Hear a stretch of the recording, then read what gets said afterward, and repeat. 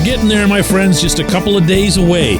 Just a couple of days, like 48 hours until actual kickoff of actual football with an actual chance to take out an NFC finalist in the opener. Good morning to you. Good Friday morning. I'm Dejan Kovacevic of DK Pittsburgh Sports, and this is Daily Shot of Steelers. It comes your way bright and early every weekday. If you're into hockey and or baseball, I also offer daily shots of Penguins and Pirates that I hope you'll check out as well. It was Coordinator Thursday yesterday on the South Side, and Matt Canada had the following to say whenever asked how the offense, or if the offense, can continue performing as it did in the preseason. It counts on Sunday, playing the best defense in the league last year. So I think you couldn't script it better of what's happened. But as I've said multiple times, none of that really counts. So we'll see how we play on Sunday. I think we're coming into it with the right mindset. We're healthy right now. The guys are excited to play, as you always are this time of year. So we'll just have to see how it goes on Sunday.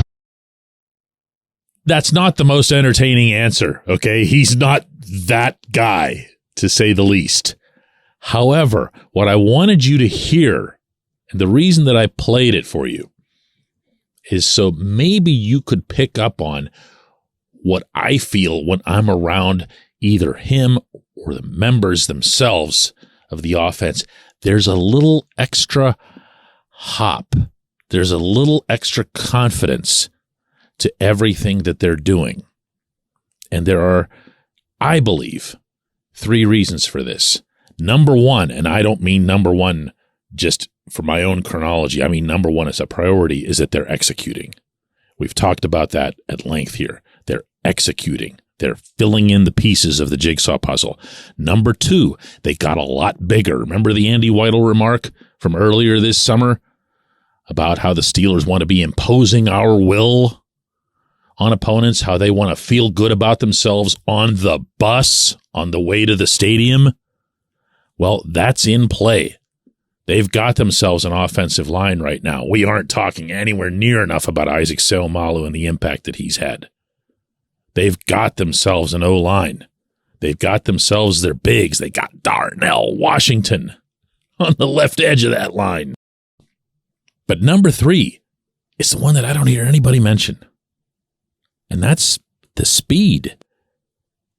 Really, think about this now. Think about the last 3-4 seasons and ask yourself where the speed was on this offense. Ask yourself, who was that player who looked like they were a threat to go anywhere once they touched the football? Meaning past the very next guy in an opposing uniform. Even the good plays ended up not getting very far. Well, if there's one thing that should, I think, have gotten the public more stoked through the preseason than maybe it did, it was exactly that. Because I've seen, from practices in Latrobe, practices on the South Side, I've seen the impact that Calvin Austin has after he touches the ball. I've seen the impact that Anthony McFarland, this version of Anthony McFarland, this enlightened, run straight ahead, go as fast as you can, somebody finally got through to him version, is a real weapon.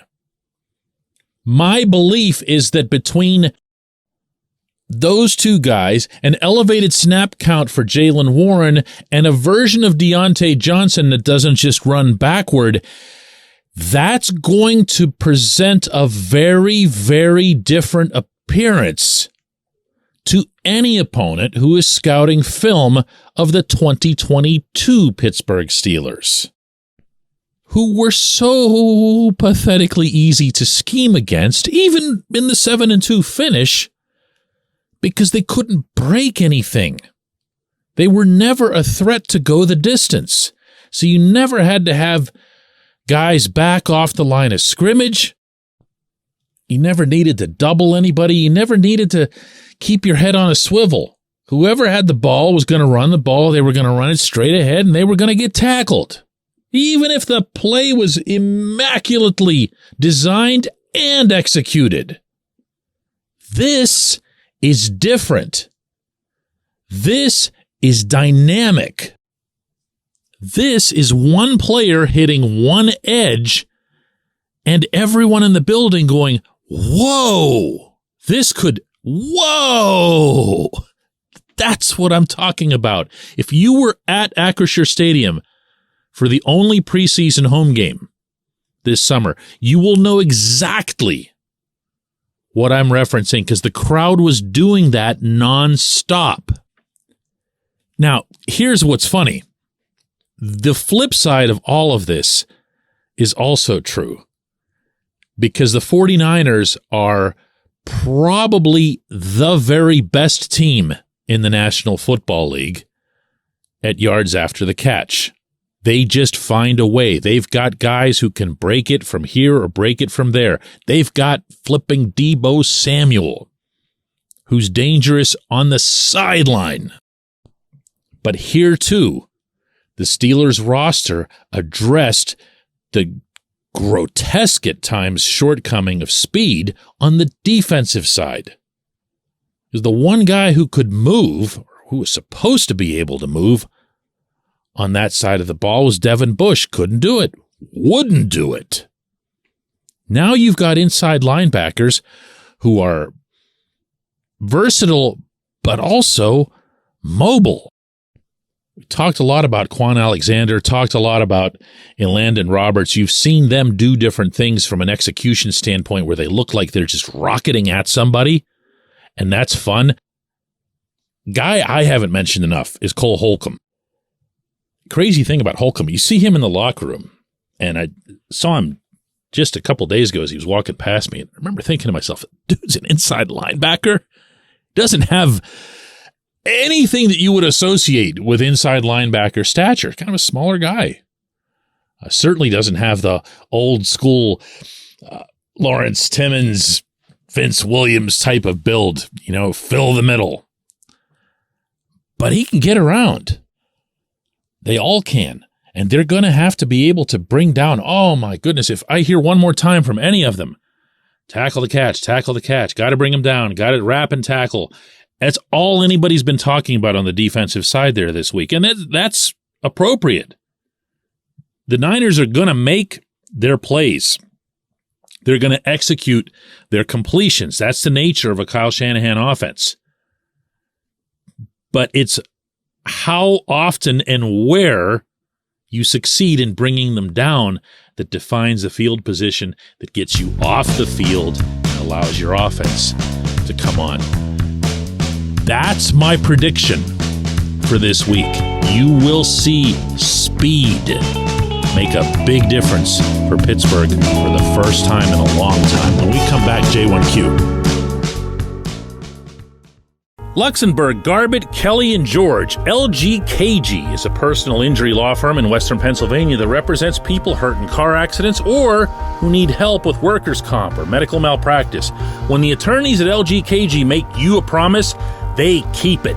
They've been keeping promises in our region for over 80 years. LGKG's been AV rated, the highest rating a law firm can receive, and they've been designated super lawyers. That's actually a thing for over 15 years. It's a rare combination. LGKG has offices in Cranberry, Newcastle, Beaver Falls, Butler, and Elwood City. Learn more about them by visiting lgkg.com or by calling 888-842-5454. LGKG.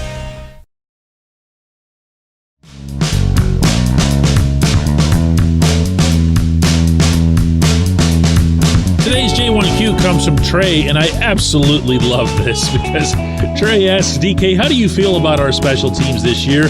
We've lost about half of our special teams players from last season with the departures of Derek Watt, Robert Spillane, Marcus Allen, Benny Snell, Jameer Jones, Arthur Mollett. Our special teams unit overall was far from elite, but it was still a lot of turnover to watch happen in one offseason. Now, that said, I also didn't see us give up a whole lot of yardage on returns, big plays in the preseason, and there were obviously some explosive runs from Calvin Austin. Do you feel like the Steelers' kick and punt coverage units will be serviceable this season? I'm glad you separated that, Trey, because the discussion about special teams almost always tilts, and this is understandable, toward the return portion of it. The return portion is going to be exciting by simple virtue of Austin's existence. He catches the ball, and see, I'm already doing it too, but just hear this out. One thing you want to watch with him that's a blast, he catches the ball, and he makes a video game level move to his left or to his right, most often to his left, that has to be seen to believed, and you can't blink or you'll miss it. It's amazing. If you're running toward him on those kick coverage teams and you think you've got him, you're about to look really stupid. Now, all that said, the coverage units were good through the preseason. The overall feeling about the coverage units is positive. And I could probably make you feel as comfortable as you possibly could a couple days out from the opener about this specific component of the football team by telling you that Nick Herbig's been really, really, really impactful in this regard. He's making a difference, not just when you were watching him get to the quarterback in the preseason and everything else. He's making a difference on these coverage teams, but also on the subject of special teams, and definitely not to be left out, even though I'm as guilty as anybody of not talking about them, are the kicker, the punter, and the long snapper. You know, they kind of matter, but they only matter on real live Sundays. And since we have one of those coming up, it's worth appreciating, I think, taking a moment here to say that Chris Boswell looks like Boz, to say that in a summer where a lot of people expected that Presley Harvin was going to get challenged, maybe even supplanted at punter, all he did was come in and just take the job by force. And Christian Kuntz, you don't even know who he is, which is ideal, because you never want to know who the long snapper is. These guys are a solid, experienced, committed, and professional grouping that's now gotten the job done, here goes my Tomlinism, in stadiums for a while now. They can be trusted, especially Boz. You have to put him a little bit higher level there. But to wrap up this last episode, before the opener, I want to share with you something that TJ Watt told me. This was down in Atlanta.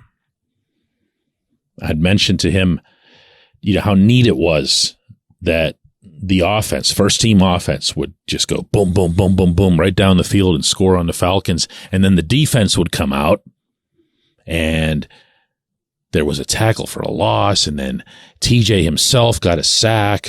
And then there was a 3-and-out like that. And I said, that must feel really good, between you guys to have that happen, offense and defense. And his eyes get wide and he looks at me and says, okay, but right after that, Calvin ran the ball back, a punt return for 21 yards. That's when we feel like a complete football team. That came from the best defensive player on the planet. Guys, I have appreciated everybody who's listened to this show all through a way too long off season. I have appreciated somehow watching these numbers for this show go up and up and up, even though we really didn't have all that much to talk about and certainly not any games. I want to take a second to say thank you to you, to the guy who was driving the bus downtown the other day who yelled out something about a Daily Shot out of the window, to the gentleman who gave me the fist pump yesterday in the middle of Fifth Avenue, actually asked me to come right out onto the street. He saw me on the sidewalk. Says he listens every morning.